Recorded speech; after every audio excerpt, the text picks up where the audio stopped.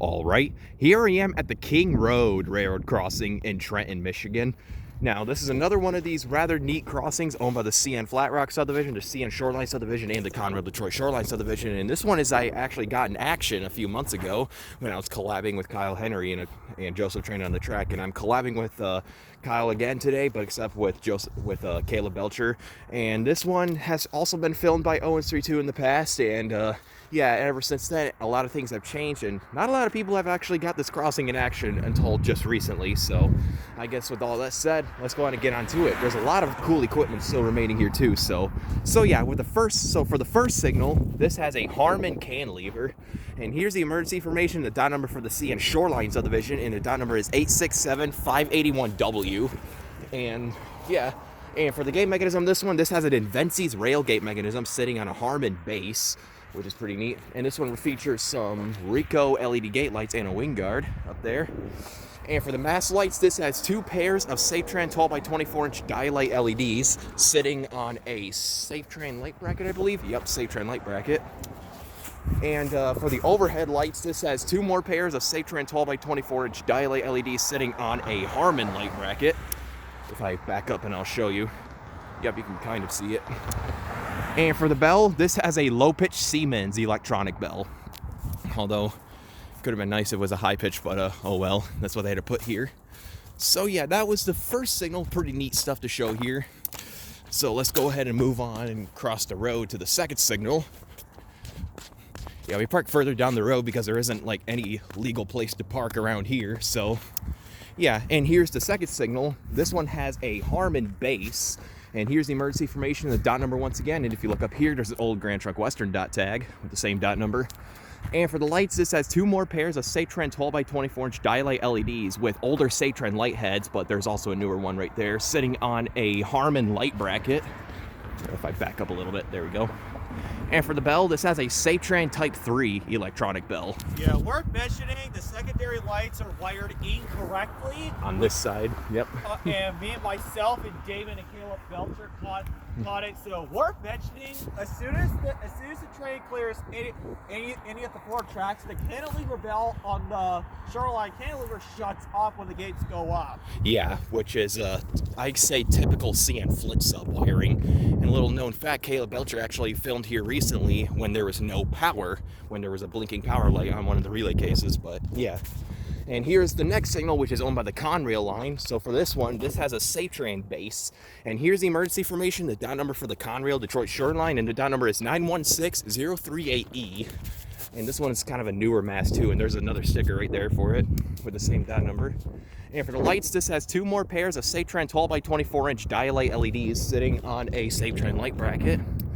And for the bells, this is a newer mast signal. This has a General Signals Type 3 electronic bell.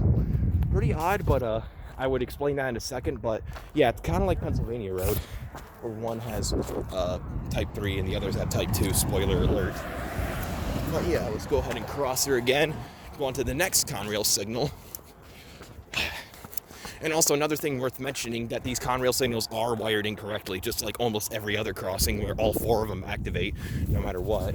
And Kyle already explained the Shoreline sub the situation. But yeah, for the next signal, this one has another Safetran base. And here's the sticker emergency information, no blue tag included. But yeah. And for the lights, this has two more pairs of Safetran 12x24-inch dialight LEDs sitting on a Safetran light bracket. You see the logo on the arm there. And for the bell, this one has a General Signals Type 2 electronic bell. Yeah, worth mentioning, back when Rich Owens was here, all the NS stickers had 12x20-inch incandescent lights. Sometime in the late 2010s, Conrail decided to rip out the incandescent lights and put LED lights in there. I guess for upgrading and energy saving reasons, but oh well. But moving on to the next Conrail signal, which is another oddball out of all four of them. So moving on to the east side track, so for the next signal, this one has another Safetran base. And once again, no blue tag, but you can see the sticker emergency information. And for the lights, this has one and a half pairs of Safetran 12x24-inch dialight LEDs and one Safetran 12x20-inch dialight LED, all sitting on a Safetran light bracket. And for the bell, once again, it has another General Signals Type 2 electronic bell. Looks a little weird from a distance how one of the discs are just smaller. So yeah, moving on to the final Conrail mast signal. This one is pretty much no different from like the second one that I toured. So yeah, so for the next signal, which is the final signal on the Conrail track, has another Safe Tran base on it. And here's the emergency information, blue tag once again with the sticker above it.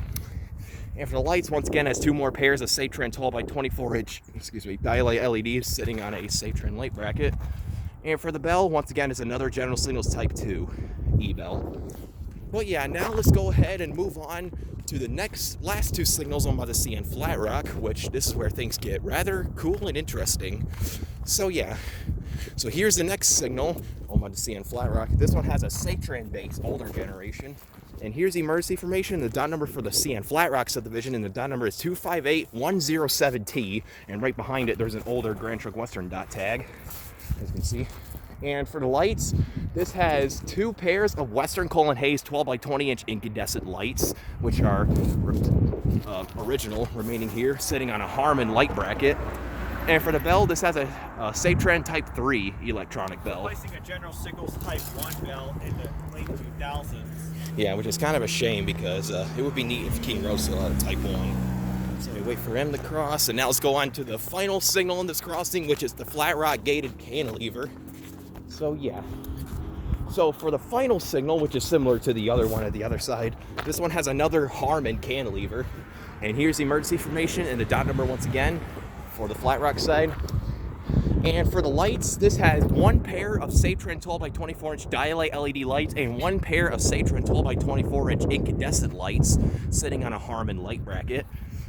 And then for the overhead lights, once again, this has, almost back into my tripod. It has 2 more pairs of Safe Tran 12 by 24 inch dial-A LEDs on a Harman light bracket. Yep. And then for the bell, this has another low-pitch Siemens electronic bell.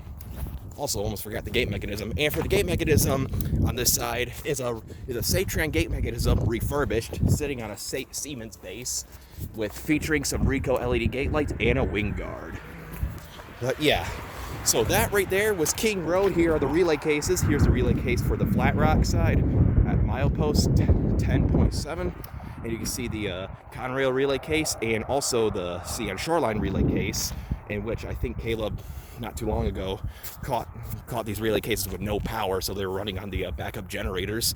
But yeah, with that said, let's go ahead and take a look at the track view. Down there is the interlock signal where the Flat Rock side changes from the east side to the west side. Yep, you can see the interlocking diamond guard signals are all wide pattern, heading right towards for Harrison Avenue too, more towards the Trenton area, and eventually you will also find yourself in Gibraltar.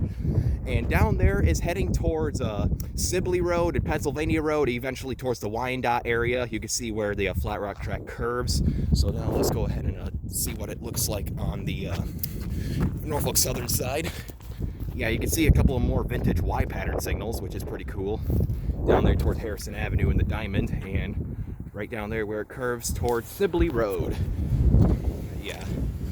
And let's go ahead and take a look over here. Save a little bit of time. I'm gonna pause the video. So yeah, once again, you can see the Diamond right over there. You can see it. And also finally the interlocking signal on the Shoreline side towards Harrison Avenue, and here's the direction towards Sibley Road, Riverview, and Wyandotte. And yeah, so yeah, with all that said, this was the King Road Railroad Crossing in Trenton, Michigan, featuring Caleb Belcher and Kyle Henry.